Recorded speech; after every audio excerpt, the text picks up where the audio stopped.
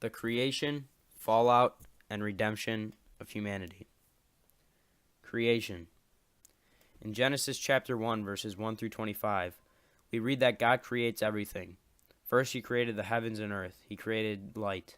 And with light came day and night. He saw that all of this was good. Then came the first day, where he created the dome that was to separate one body of water from the other. He called this dome the sky.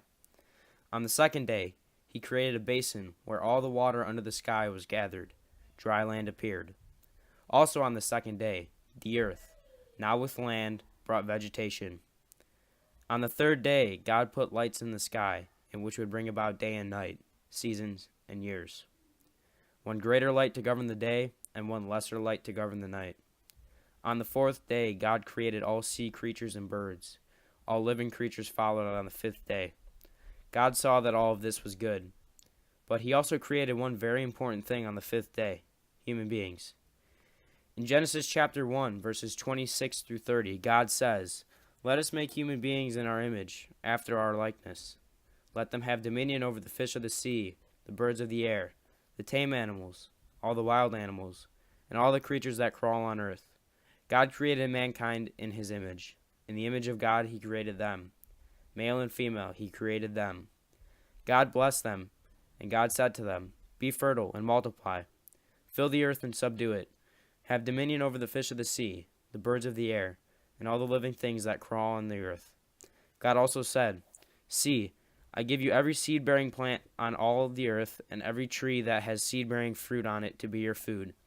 And to all the wild animals, all the birds of the air, and all the living creatures that crawl on earth, I give all the green plants for food." The fallout. In Genesis chapter 3, God gave Adam the freedom to eat from any of the trees in the garden. This was Adam's free will. The only tree Adam was not to eat from was the tree of knowledge of good and evil.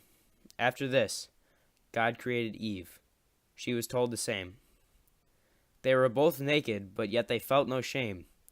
They were both tempted by the most cunning wild animal, the snake. The snake persuaded Eve to eat a piece of fruit from the tree of knowledge, for which she saw it as a chance to gain wisdom. This was the original sin. After they had ate from it, they realized that they were naked, and being naked is a symbol of guilt and shame. God was walking in the Garden of Eden, so they hid.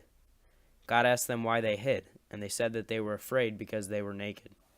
Originally, they did not know that they were naked, so God was led to believe that they ate from the tree of knowledge of good and evil. Eve told God that the snake tricked her into eating the fruit, and in return, God punished Adam and Eve and the snake.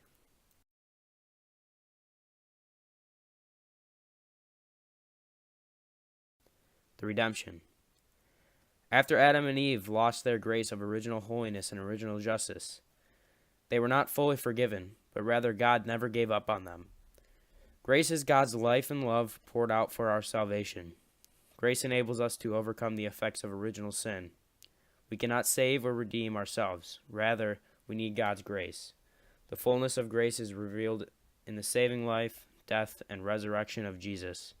Through God's grace and love, we are able to overcome original sin.